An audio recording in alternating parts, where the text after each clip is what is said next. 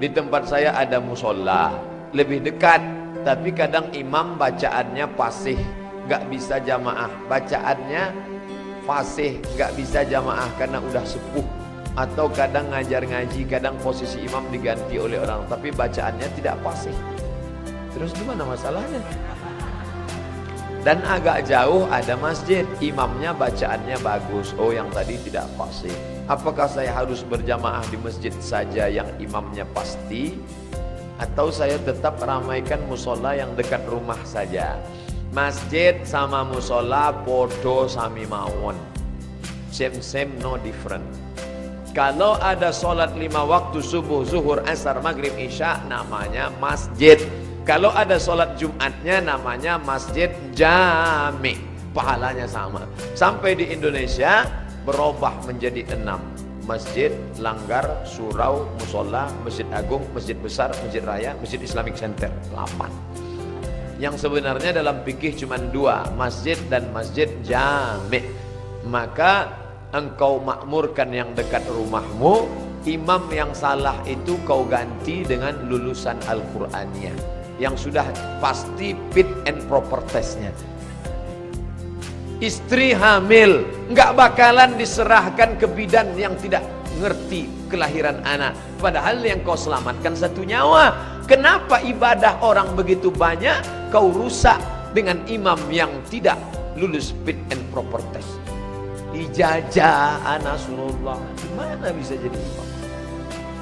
Kalau di Maroko, tempat saya kuliah dulu, ada tes imam. 1 tahun 150 orang, imam diangkat jadi PNS. Penduduk Maroko 30.000. Mestinya di tempat kita yang 300.000 itu diangkat imam 1.500 per tahun. Insya Allah alumni Al-Quraniyah akan jadi anggota legislatif. Dia yang akan memperjuangkan itu melalui perda dan perbub nanti insya Allah. Amin. Bayangkan kalau dia jadi anggota legislatif, dia buat peraturan, kita akan mengangkat imam yang hafal Quran, pemenang musabaqah internasional, kita angkat pulang jadi imam, jadi dosen, PNS. Setuju apa tidak setuju? Setuju, ketok palu, sah. Anggota legislatifnya hafal Quran. Tapi kalau anggota legislatifnya hantu, maka dia takut dengan Quran.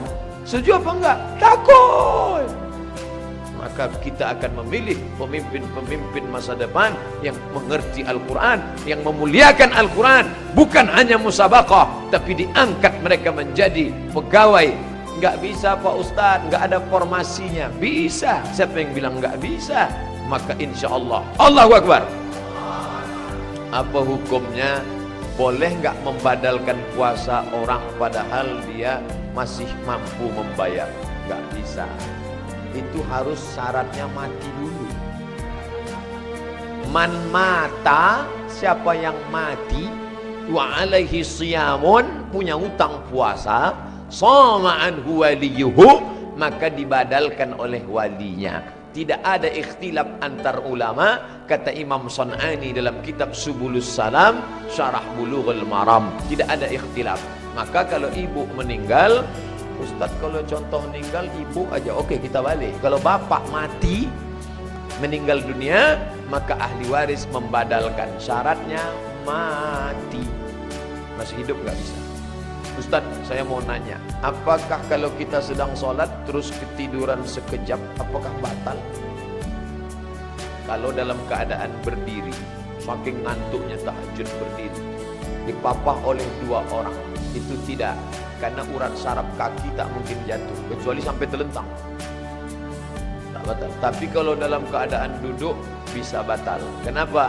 Sholat itu syaratnya akil balik. Memang dia nggak batal karena kentut. Duduk tasyahud, kentut nggak mungkin keluar. Maaf, karena merapat di bawah. Nggak mungkin keluar. Kecuali kentut yang pandai, nggak bakalan batal.